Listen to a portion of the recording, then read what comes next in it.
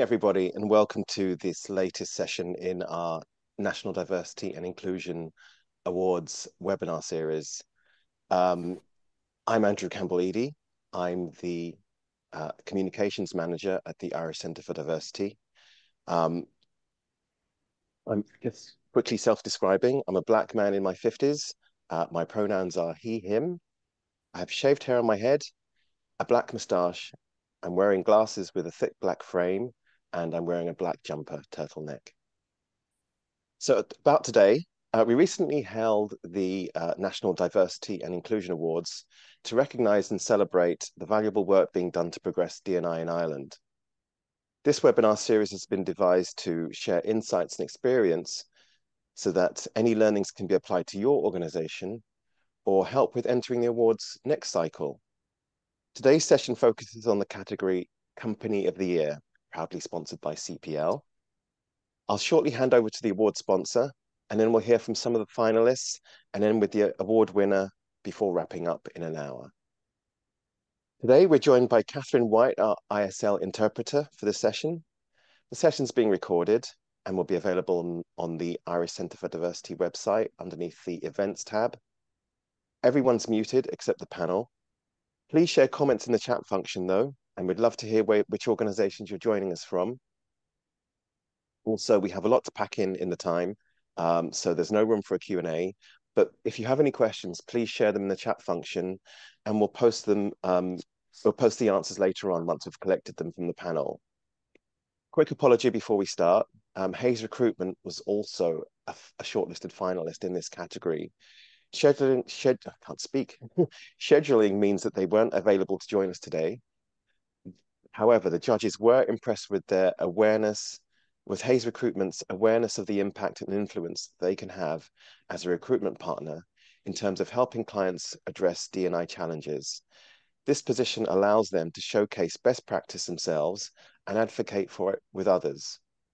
They were also a finalist in the Advancing Disability Equality category and took part in that webinar. So please check out the recording of that session to hear about the D&I work they're doing in that area. Before I hand over to Niamh, who's going to take us through today's session, I should point out that CPL, like the other sponsors and the Irish Centre for Diversity, had no part in the judging process and couldn't enter themselves. Without further ado, I'm very pleased to introduce our host for today's session, Niamh O'Connor, who's Associate Director at CPL, and she'll shine a light on their organisation's EDI advances and lead what's sure to be an enlightening conversation. Over to you, Niamh. Thank you so much, Andrew, and I'm absolutely delighted to be here today. And just to say, I had such FOMO that I wasn't able to attend the awards, but as I said earlier, I saw lots of wonderful pictures, and I'm so proud of all of the finalists in this category. As Andrew mentioned, my name is Niamh O'Connor. I am Associate HR Director at CPL. As part of my role, I lead on the DEI strategy and the delivery of that strategy. I am a white Irish woman. I'm in my early 30s. My pronouns are she and her. I have long brown hair, and I am also wearing a black jumper today. I have a virtual background on, which is a multicolored fingerprint, which the concept behind this logo is to indicate that at CPL, we believe DEI is part of our cultural DNA. So for anyone who has not heard of CPL, we are Ireland's leading recruitment and talent solutions provider. In a nutshell, we source and we deploy talent through a range of recruitment services, and that could be in the format of permanent, temporary, or contract recruitment. But we also deploy talent through a range of talent solution offerings and services. And we also have an advisory service through our Future of Work brand. And we do this across 13 countries. So last year, CPL won the Company of the Year category, and we were so proud of this achievement. ESG, so environmental, social, and governance, forms a really important part of our overall business strategy. And one of our SDG goals is about reducing inequalities. And as a talent solution and recruitment provider, we know that we play a key role in the talent landscape across Ireland and beyond. And we felt that sponsoring this award supports our strategy and desire to have a positive impact on DEI in Ireland by highlighting what our wonderful finalists are doing in making Ireland more inclusive. So for our attendees, have your pens, notepads, and in Word or whatever you do to take your notes at the ready, because I'm sure we'll have lots of great takeaways from today. So to start, first up, we have Edel. So Edel McSorley from Mr. Price Branded Bargains. You're very welcome. And the judges commented that the commitment to inclusion has been apparent from the outset in your company, with the diverse staff members playing key roles in nomination and in attending interviews. An impressive 198 members of your staff in your retail stores identified as disabled, and you are now making great progress to extending your outreach to refugee and traveller communities. So Edel, I suppose just to put a question, what have you learned about creating an inclusive recruitment process? Good morning, Niamh, and good morning, everybody. I'll introduce myself first. My name is Edel McSorley, and I'm the Operations Director for Mr. Price. I'm a white female in my late 40s. I am in our training centre in Ashburn today, so I have a logo in the background. I am wearing glasses, and I'm wearing a white jumper too. Thank you very much.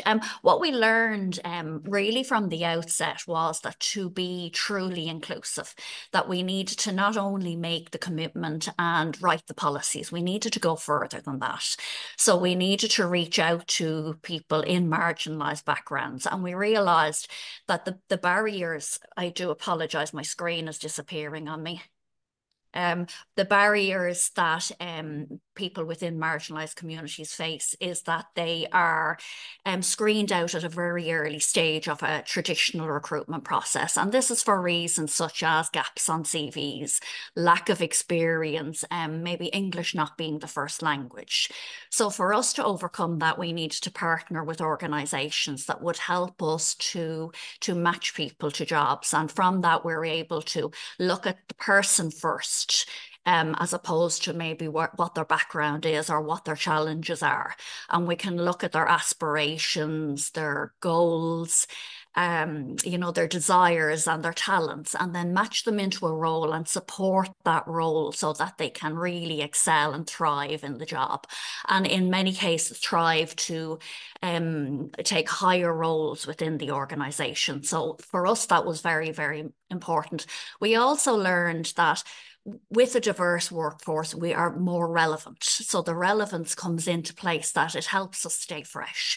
It helps us understand what our customers want and desire. And that really, makes us a better organisation in general. And it helps us to understand what all of our colleagues need. So I think, they will be our biggest takes from the inclusive recruitment. And just delving into some of that, Edel, when you said that you partnered with some organisations, was there any partnerships that you found very effective? Yeah, I suppose our very first organisation is the Rehab Group and the National Learning Network. And that was where we really built our foundation. And we started off with just a work experience programme, but that developed very, very quickly into employment. And what we found there was that the disabilities are not what the colleagues see. They build relationships with the people, and people are, they're recognised for their abilities and they're recognised for what they bring to the role. And there's a lot of talk within the organisation about being a family. And I delved into that, trying to understand what is family, why is this so important?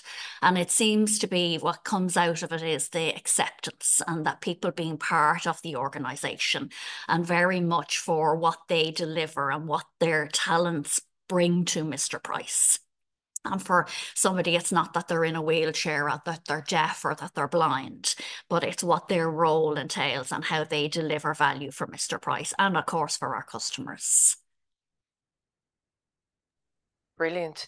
And I suppose the recruitment is the one aspect of it, and then there's obviously the onboarding and the embedding into the organization. Was there anything that stood out in that aspect of when you were onboarding individuals?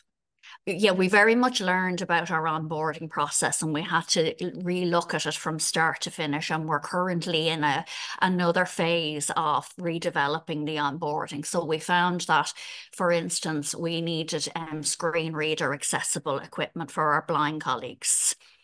We needed to use very simplified English language. And then we learned that, you know, the group of people that we had to introduce simpler English for wasn't only benefiting them, but it was benefiting everybody, you know, in general.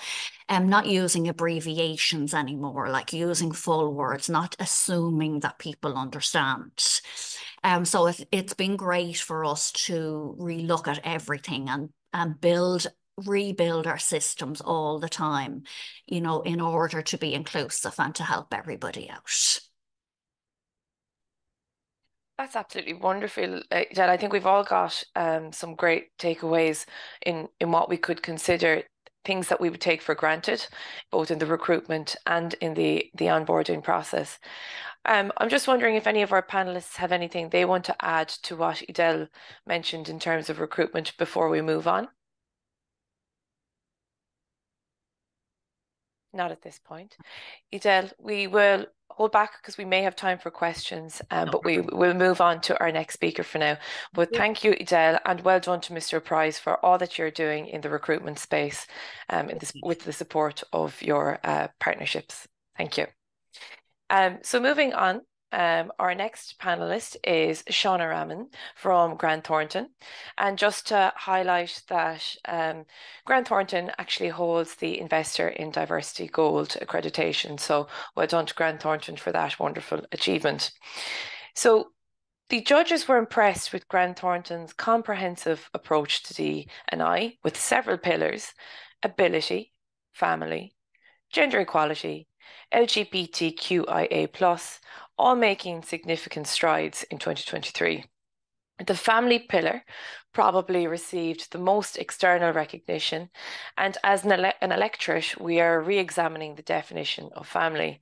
So it seems appropriate to single this out. Shauna, I know I've been looking up Grant Thornton for wonderful ideas after the announcement of wonderful policies that she introduced, but if you could tell us and take us through the highlights of what you've achieved in this space. Thanks, Niamh. Appreciate it. I'll just introduce myself. I'm Shauna Ratman. I'm Associate Director in ED&I at Grant Thornton. And delighted to be here as well. I have shoulder-length brown hair. I am in my home office. I'm very proudly wearing my Embrace ED&I programme lanyard here. I'm of mixed race, mixed heritage. I'm half Bangladeshi and half Irish as well. And I'm not wearing glasses. I have brown eyes, and as I say, I'm delighted to be here. Yeah, Niamh, that was just one of the, I suppose, the pillars that we focused on this year among the 4 other pillars, and they all kind of fed into each other. But I suppose family is one where it's collective, isn't it, across the firm, and we really examined or re-examined our policies, and we looked at our maternity leave, paternity leave, our compassionate leave, surrogacy leave, and fertility leave.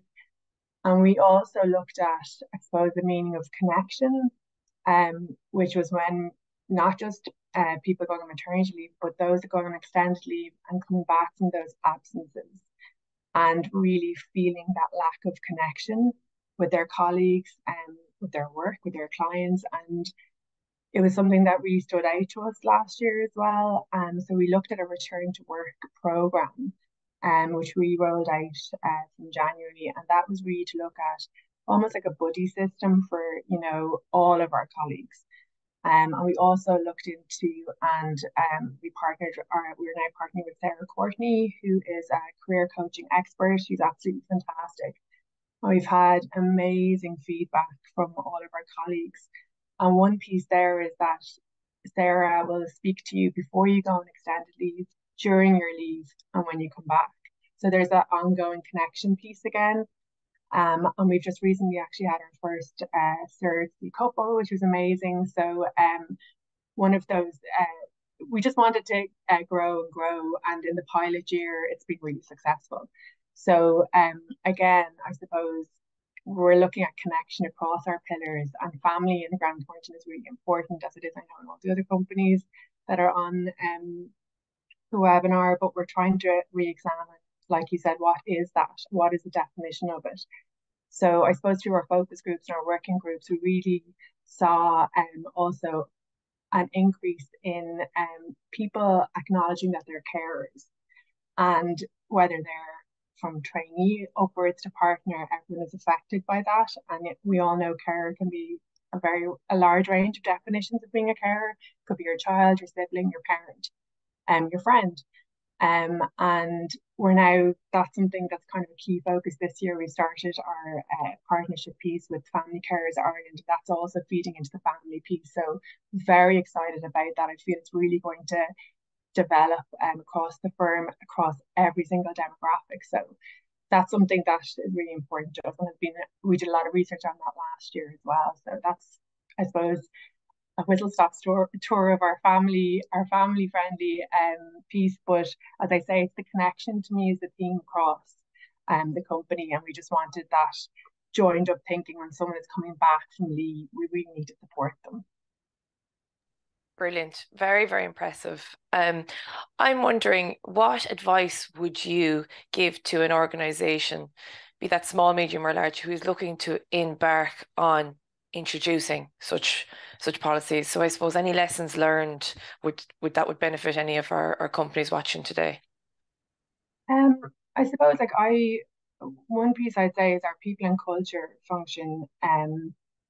We have a really passionate people and culture team. As Edie and I lead, I'm in the sustainability team. So we actually work very closely with our people and culture team, and we both have different sets of consultation processes, let's say through focus groups or working groups. But really, I can't emphasize enough how focus groups, how important they are, and how going back to a comparative cohort, for instance, let's say last year had a cohort in November that we revisited in 6 months later. Do you think we've listened? Do you think we've implemented what you've said? And that's a really core piece. And then putting that into a report so people can physically read it and go, well, this is the feedback. And then you can compare it to the next year.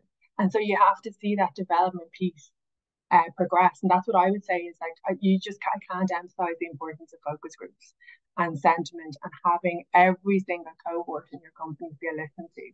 And it's something that I know a lot of people think, oh, another focus group, but really it's not. If you have your set guidelines or structure and you go back and your comparative analysis, it's just, it's a win-win. So focus groups to me are extremely important.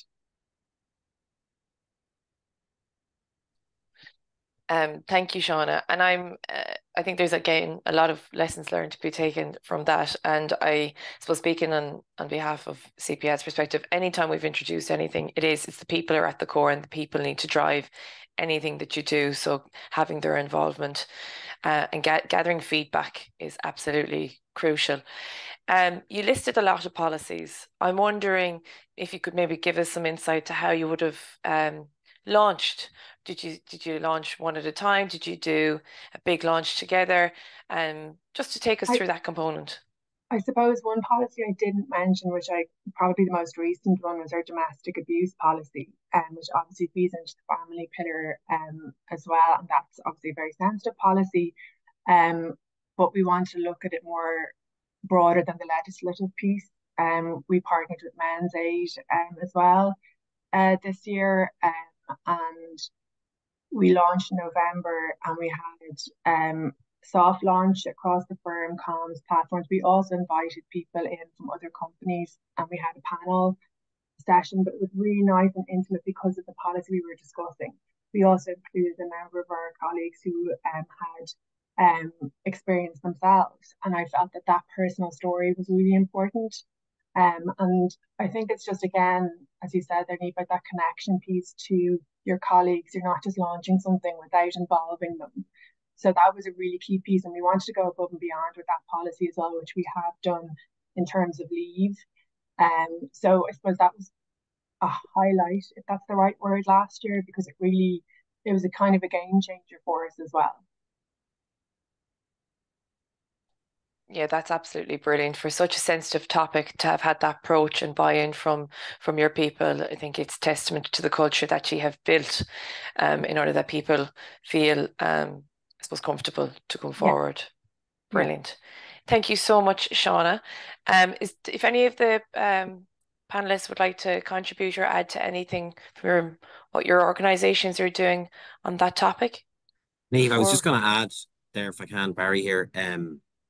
I just think Shauna's point around closing the feedback loop is so important. I mean, it's not just in relation to EDI matters, but I think where you ask people for feedback that, and they give you feedback, that you close the loop back with them.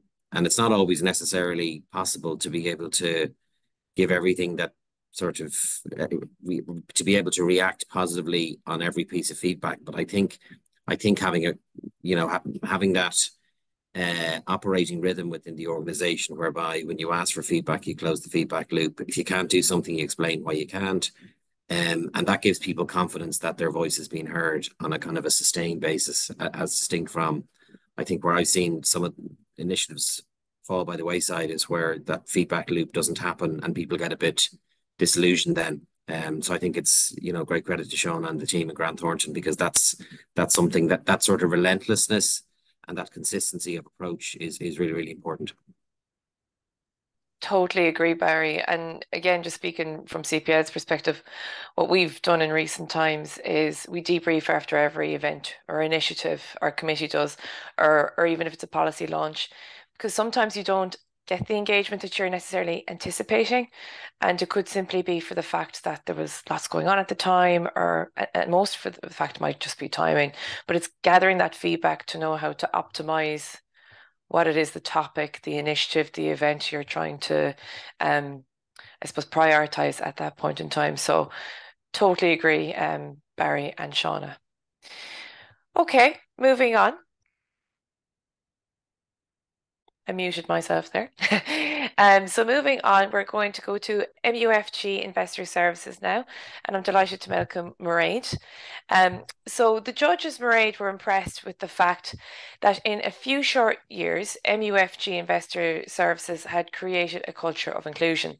After a number of mergers and acquisitions in 2018, you had a sizable task ahead of yourselves. So I suppose I'd be really interested in knowing, what is the biggest challenge that a company faces when it grows rapidly and is trying to unify through creating an inclusive culture, Mairead? Okay, well, hello everybody, and I'll just introduce myself. So I'm Mairead Sheahan. I am the Director of Learning and Development, but I sit under the People Strategy team who looks after all things DEI, and we're including B in our going forward. I am a white Irish woman, and I have curly brown hair, and today I'm working from home wearing my glasses so I can see everybody. And the funny thing is that really resonates with me around the challenge of, the mergers and acquisitions. When I first joined MUFG in 2019, I was told it was like joining a 300-year startup. We're part of a massive organization. We're part of the 5th biggest bank in the world that nobody has heard of at this side of the world because our parents are in Asia. And it was exactly that, all of the mergers and acquisitions coming together to form MUFG Investor Services. And as many people who maybe have worked in mergers and acquisitions, with that comes a lot of skepticism. So, who's taking us over now? What are they going to bring to the table? Where different areas going to be responsible, all of that. So there really was a challenge ahead in creating that unified culture, which we've created today. So it has taken from 2018 to today to creating that unified culture, which we call Brilliantly Different. And we are. So Brilliantly Different stands for the types of things that we have done. And it was a very big part was listening to our people. So we started off with the very common engagement survey, but that hadn't been done in the past. And even in the engagement survey, there was a lot of skepticism. It was, well, you're saying you're going to do this, but how are you going to do it? And how, I suppose, are you going to do it authentically? And that's something we've really learned, is that whatever we do, we want to do it authentically, we want to do it properly, and recognizing that it will take time. You know, it's not going to happen overnight. So we have 3 pillars: gender, LGBTQI+, and mental health. And we are every year making slow and, you know, fast. It always depends on which way the cookie crumbles, but we are making progress on those 3 pillars, and then slowly spreading our gaze to ensuring that we're being inclusive from all perspectives. And yeah, it was the skepticism, and it was the, well, you know, the new boss in town. How are they going to make it a reality? And we have done that by appointing exec sponsors. So we have an exec sponsor for each of our 3 pillars. So that is an exec putting their money where their mouth is and really working with the people strategy team and our locations to ensure that what we're doing is a reality. So for instance, we're busily preparing now for International Women's Day, and our exec sponsor is doing a spotlight. He's hosting a panel. He's doing, he is involved in the location specific activities. He's driving our All of Us network to do more in this area. So again, it's really showing the authentic approach as opposed to, you know, posters. We have individuals. Brilliant. There's lots going on there. So I think we found that within CPL as well. You can't do everything at once. I think probably all of our panelists will agree. And it's great to see that you've prioritized 3. I'm wondering if you found what we found. You said about spreading the gaze. We found back in 2017, we started off with LGBTQ plus as our initial focus. And then all of a sudden, you're beginning to see the imbalances for all other groups within the organization. Yeah. I suppose, has there been any successful, or what has been your most successful initiative that has really brought people along on the journey?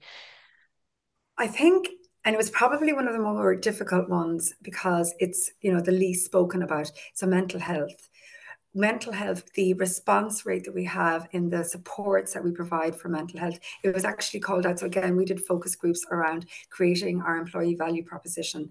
And one of the things that came out so strongly was our people-centric focus. And again, words like people-centric can mean everything and they can mean nothing, but we truly invest in mental health. So we have mental health first aiders. So we've trained up a variety of people across the business around mental health first aid. In January, we do the Resilient You, and that's a program of events where we get in specialists to discuss resilience. It's one of our busiest times in the business. It's a dreary old month in, you know, the Northern Hemisphere. We have, and we want to ensure that people are supported.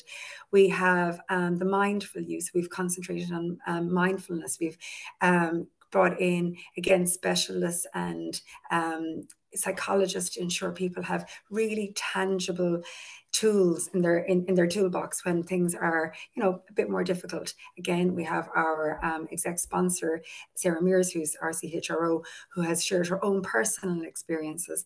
So that would be the one that I suppose we started out with, that real skepticism and people saying, oh, well, you know, can I come in and be my true authentic self and say I'm having a bad day, to now where we feel that everybody really believes in what we're trying to do and is really behind it. And because we're doing it every day, it's part of what we do. Again, it's not a poster on a wall saying, you know, you can be yourself. We really believe it.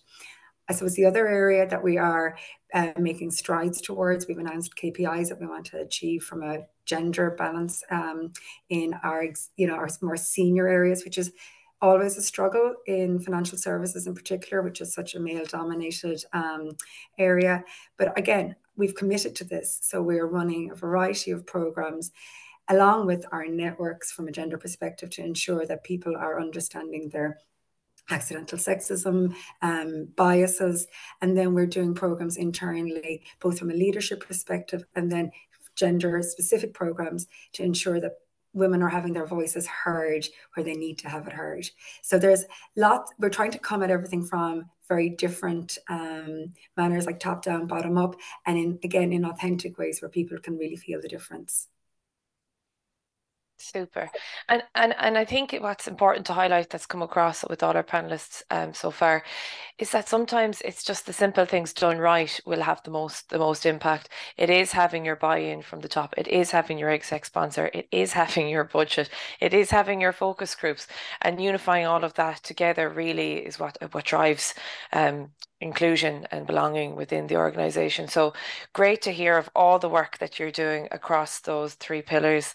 I know, and I'll come to one of our next panelists who has achieved gender balance in 2022.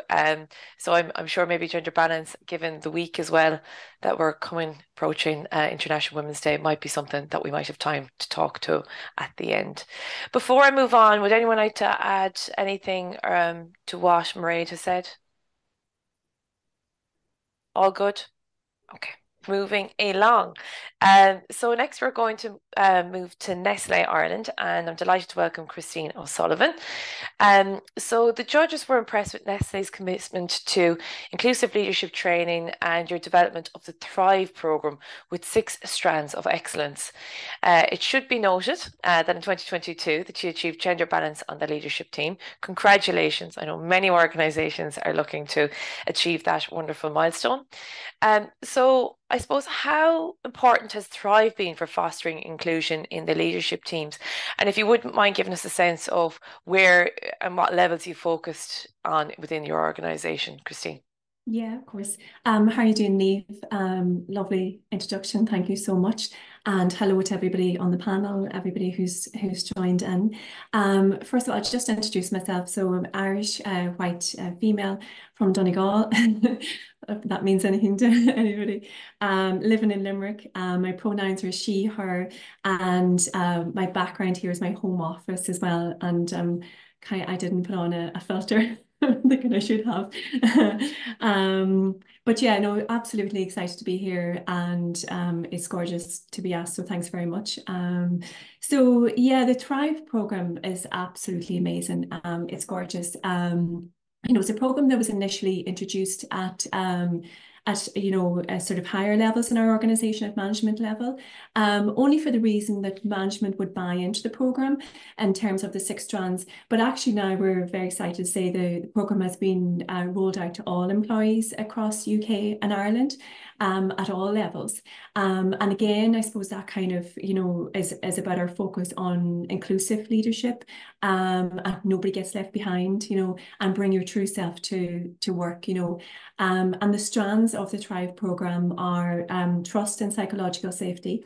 So again, that people feel that they're safe to be heard within the organisation, be it in meetings or to give feedback, which back to Shauna and I think Mairead's point as well, on constantly asking for feedback, on an ongoing basis, so that, we can understand where we're doing well, where we need to make changes, and what areas of focus we need to, bring our attention to as well. Then we have another part of the Thrive programme, which is called Hacking the Bias. And we all, I suppose, have biases that we're aware of, but actually we have a gorgeous programme we roll out, which is called Unconscious Bias. So, it kind of makes you think about things that maybe you're kind of unconsciously have a bias around, and then you question yourself around that. So it's about kind of, so constantly question yourself around where you feel like you're a real inclusive organisation and, there's equality, but are there certain biases at individual level and maybe at company level? And that kind of further, I suppose, kind of helps us to understand ourselves, because we can have a fantastic, diversity inclusive workplace, but we also as individuals have to bring ourselves to that workplace in the same way, So that's what we try to do in Nestlé, is to help individuals also meet the organisation halfway, and create that environment. The next one is radical candor, which is actually saying things as they are, but in a kind way, so you're at a meeting and you really want to say something, but you feel, oh God, if I say this now, I might be looked at in a certain way. But radical candor is really about everybody feeling safe, saying as you feel, and then that gives everybody else the opportunity to kind of, to roll in on the conversation as well. Then we have include to innovate.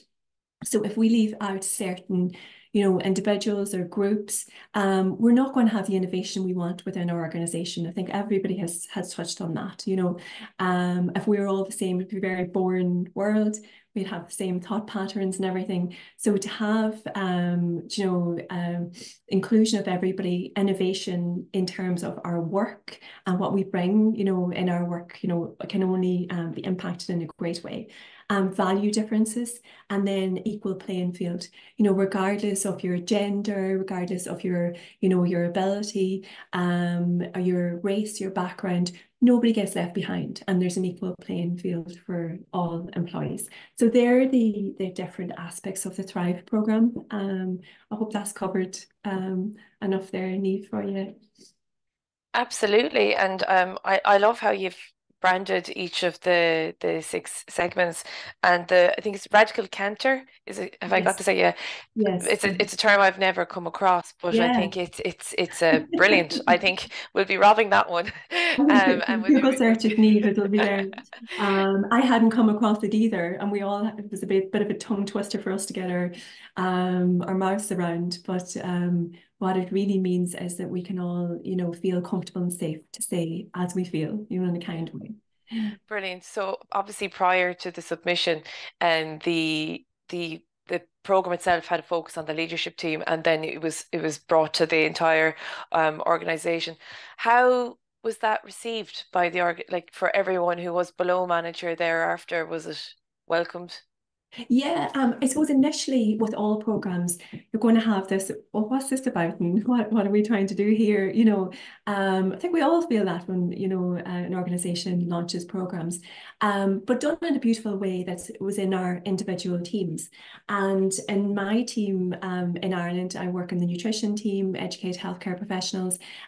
We have 8, and we do this on a monthly basis. So we actually have the Thrive programme as part of our agenda.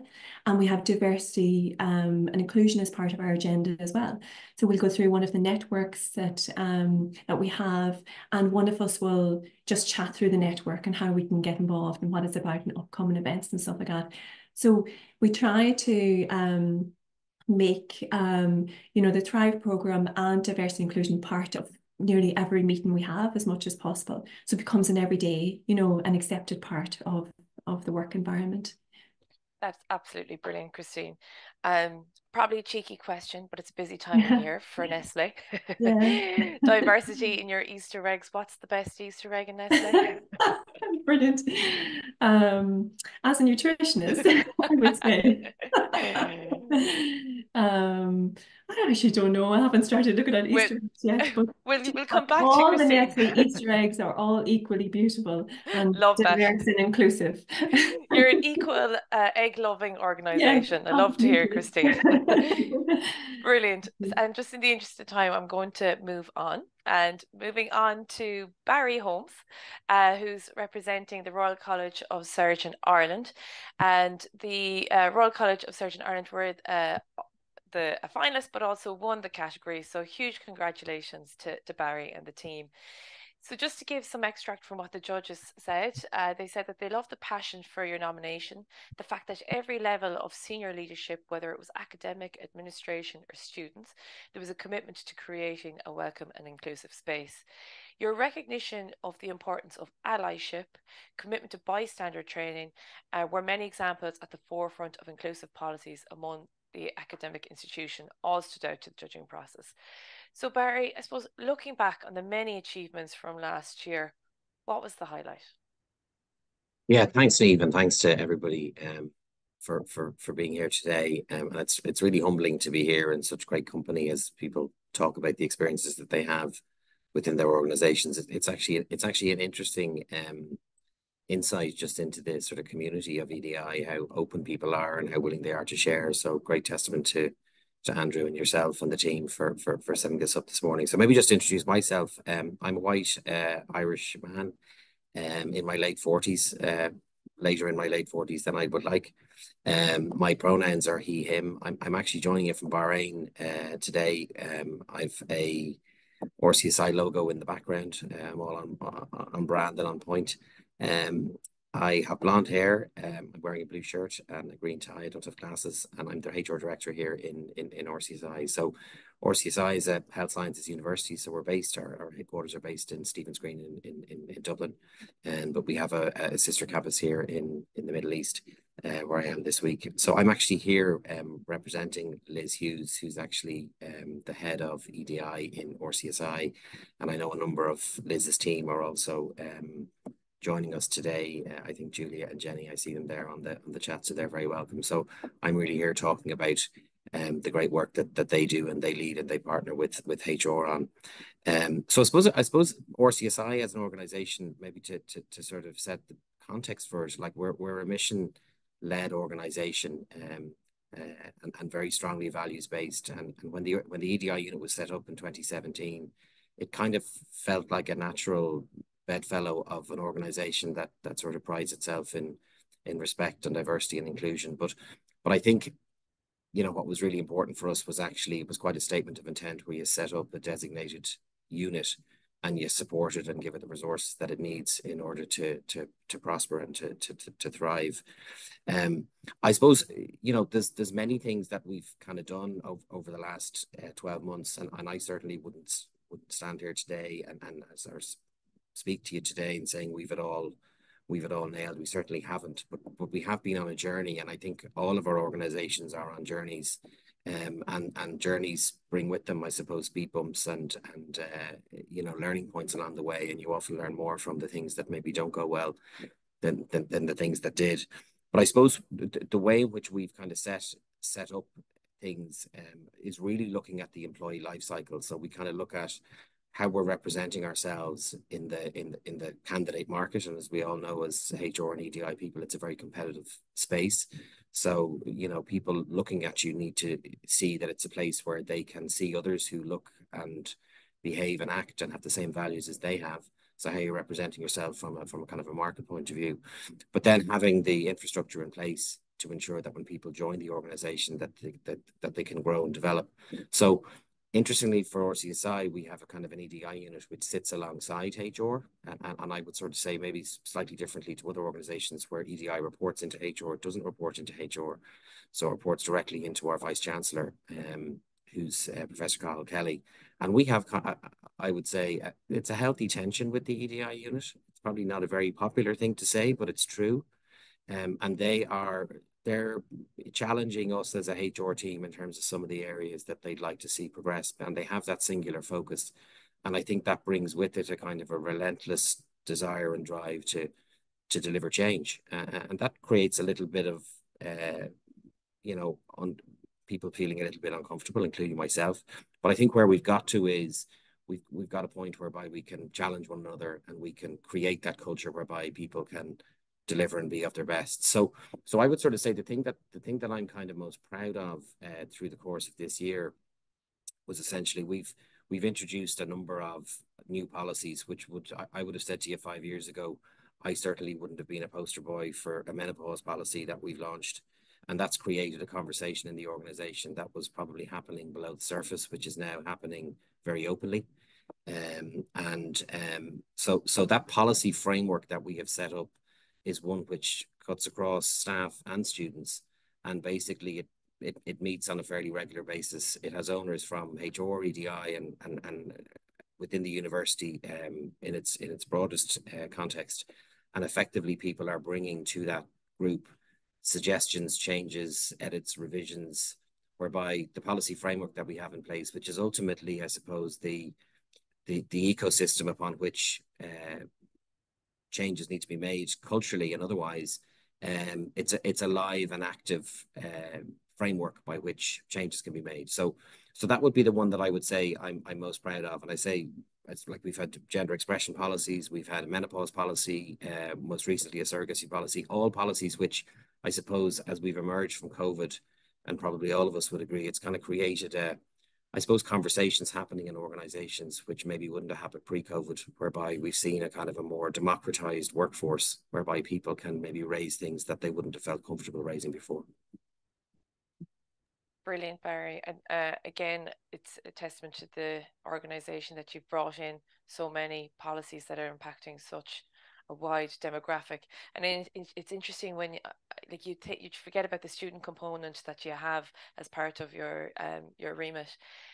It's a question to yourself, Barry, but it's also a question to the wider panel. When we introduce these new policies, I'm wondering, does any of the organisations have a way of tracking the engagement or the impact or the return that these policies are having? I know measurement is always coming up in EDI, and I'm just wondering if anyone has cracked that just yet. Yeah, I mean, maybe to kick off from our point of view, I mean, we would track the sort of click rate on policies. Now that in itself doesn't give you a sense as to people that are using it, but we would have seen a number of cases emerge under each of the policy areas, and we've actually changed and modified our policy based on people who've actually worked through the policy. For example, the person who one of the people that helped us with our surrogacy policy was somebody that came to HR and EDI and basically said, look, is there something that the organisation can help us with? So we supported them through that. And that was the genesis of the creation of the policy, rather than just saying, let's just create a policy. So I think where you have sort of tentacles within the organisation, and I know lots of people have talked about surveys and focus groups, that engagement with the organisation has to be constant, because then you're creating policies and adopting changes based on the needs of your workforce. So I think it's having multiple touch points, but there is no substitute for surveys. And I know people get kind of a bit of survey fatigue, so we've tried with surveys, you kind of keep them short, and respond in a timely manner off the back of them, because then people have confidence when, as I said earlier on, when they give feedback, that it'll be acted upon. Thank you, Barry. Anyone else in terms of the... Niamh, I've been there to say that our levels greatly improved. Sorry, I should. I'm difficulties. You're all right now. You're good. You're good now. Oh, it's gone again. I'll let go. Try it now, Ida. No, it just keeps muting. I'm so sorry. Can you hear me? We can. Yeah, go ahead. Yes, sorry, it's staff retention levels greatly improved. So we're now at a stage where we're almost at full employment as a result of it, and that's not repeated within our industry. So in a lot of our retail stores, we actually have waiting lists of employees that are waiting to join us. So 6 months ago, 12 months ago, we were really panicking, and we were very concerned about retention. So I suppose for us, we find that some of the individuals that are joining us really want to build a career, and they see the opportunities that they're being given, and being grateful isn't what we want to be represented, but there is I suppose sometimes we forget in a full employment market that we do have to be, very grateful for what we have and appreciative of what we have. So I think that's very much part of, building careers and allowing people to thrive in their roles. So brilliant. From it. The other point I'd add, and I think certainly in RCSI, the team are very strong on this, that I think it's constantly framing diversity in the business context, as opposed to these aren't just kind of nice things to do because we want to have a nice workforce, happy workforce. It actually, plays into the commerciality, because ultimately, if people are happy in their work, if they're delivering, if they're focused, if they're being enabled to be their best, it actually makes business sense. And sometimes I think when you're having these discussions, particularly with some of the cynics in every organization, that actually when you ground it in the commercial reality, I mean, that's a great point that Adele makes in relation to what they're doing. I mean, that's in a competitive labor market, you have to be able to differentiate, and you have to create that culture that not only attracts people but retains them. Yeah, I think on that point as well, it's about everyone has diverse and inclusive needs. And, for instance, what we did something recently around parenting, and, what we're always trying to do is meet people where they're at. And I think it's really interesting what Barry was saying there about people, you know, the conversation has changed since COVID, and people are far more aware of, people have families, people have different things and different draws on their expectations every day. And now we're able to have that conversation, whereas before it was almost hidden. It was almost a case of, I come to work, I'm here, I'm doing my job, and then I deal with everything else, you know, from, you know, 6 o'clock in the evening. And now everybody's realizing that the human side is everybody, and it doesn't matter what element of inclusivity we're talking about, it can have a great impact on everybody. Absolutely. There's a direct correlation between inclusion and belonging with engagement and productivity and bottom line. Yeah. It's a, I'm sure there's some kind of scientific equation that can prove it. I don't quite know it just yet. Sean, I'm going to just come to you on that one, on the original question as well, just with, because policies are kind of a foundation. Without the policies, like policies create awareness. And I'm wondering, was there any way that you've been able to see the uptake, engagement, success or return based on the introduction of the policies you brought in last year? Yeah, I mean, we'd always be tracking things. Like, I know one particular policy that we brought in, I wonder if it's more of an initiative rather than a policy, but everything, you know, would go through the management committee and we would bring proposals, and obviously you can plant a seed, but things mightn't happen for 2 years later. But we brought an hour for you to our MC very recently. Well, it was last year, and it was basically just looking at mental health firms. And we really wanted to encourage that it may not be a policy, but it's something that we're standing over, we're investing in. We want to ensure and encourage mental health self-care of our colleagues. And I think that tracking of who is taking the hour for you is really important. Because it's basically, you're asking people to look after their mental health self-care, and we're encouraging, especially our senior leaders, to discuss this at team meetings, discuss what you did for your hour for you. Sometimes policing everything can, I don't know what the word is, but it can sometimes be restrictive. So bringing in certain initiatives that you can also track, it kind of complements the policies you have and rolled out as well. But actually, I'd come up with you because I wanted to kind of say, like, I really liked what Barry was saying about the uncomfortable conversations. Especially, like, it's really great to be honest and transparent about that. And especially when you're saying, like, you know, that sometimes there's challenges. But I always think that when people acknowledge that it's uncomfortable is the first step. And I think that's brilliant. Like, it's leadership to say that, you know, in itself, that like that was uncomfortable. But you start to think about it, you start to think, why was it uncomfortable? And then you start the process of, okay, look, maybe we need to actually think about this. And so I thought that was a really great point that Barry said, because I do think that's across companies and firms.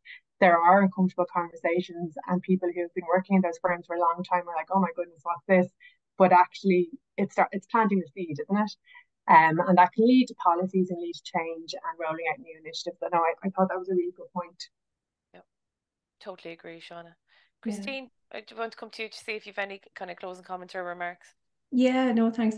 You know, one of the initiatives that we have taken to further cement networks that we have across UK and I would be to have a gold event every year for the networks, and that's a week-long representation of the network. So we might have some webinars. So if it was, you know, on Stress Awareness Week, for example, we might have webinars on mental health. And then last year we have a fantastic organisation, and again it grew in its infancy from a fantastic initiative network which is called Parent Talk, and it grew from COVID. And again, parents having those conversations saying, how are you coping, and how are you, you know, how's things going? We grew that. And last year we had a fantastic week-long sort of Parent Talk Gold event, and the managers all got together and actually talked about on a panel how they support flexible working for parents.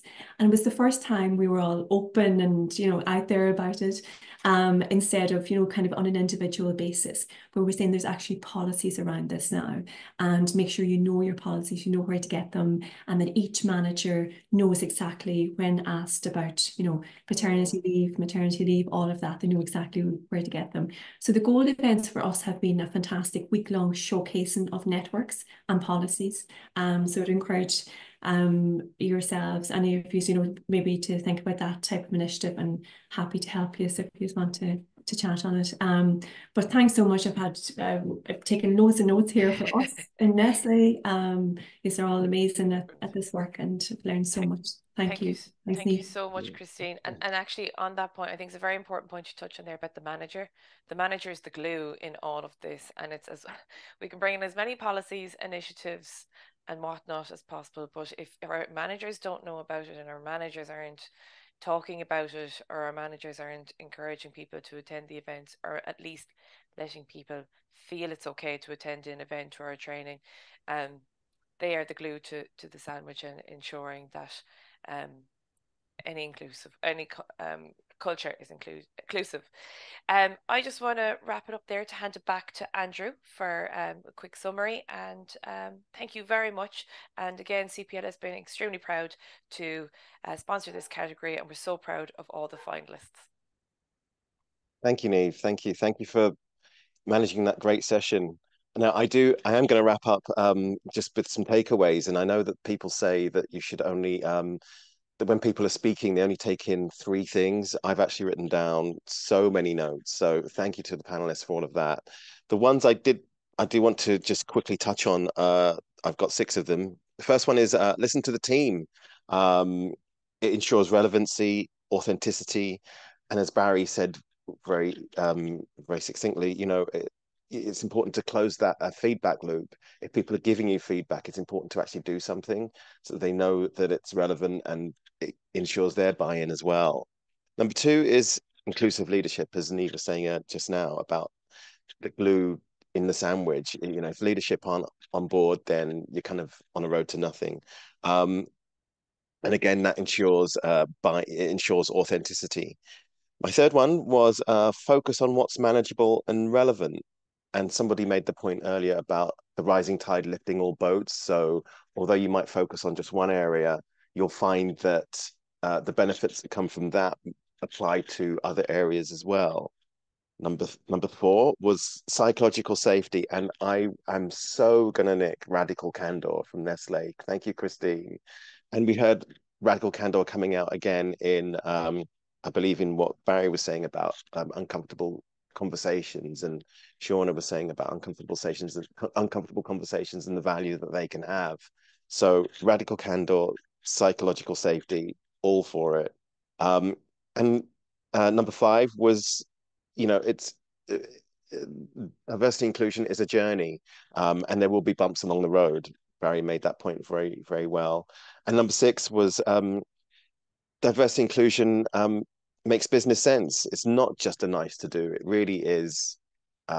You know, there are 3 cases for it, but I won't go into. But yeah, I suppose the bottom line is it's good business.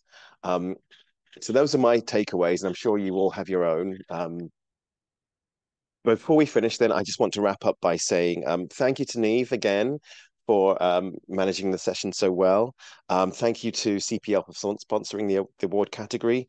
Thank you to our award finalists, the winner, Christina, our ISL interpreter, the tech team behind the scenes, and to you for joining us today. Thank you very much. Thanks for the questions that I've seen come in through the chat. I hope that we've answered them. The recording will be available in a few days' time, probably next week, on the website. As I mentioned earlier, it's the Irish Centre for Diversity.ie, and the recording will be on the events tab. And that's also the place to register for any other webinars in this series, and to look at recordings from our other sessions that we've had.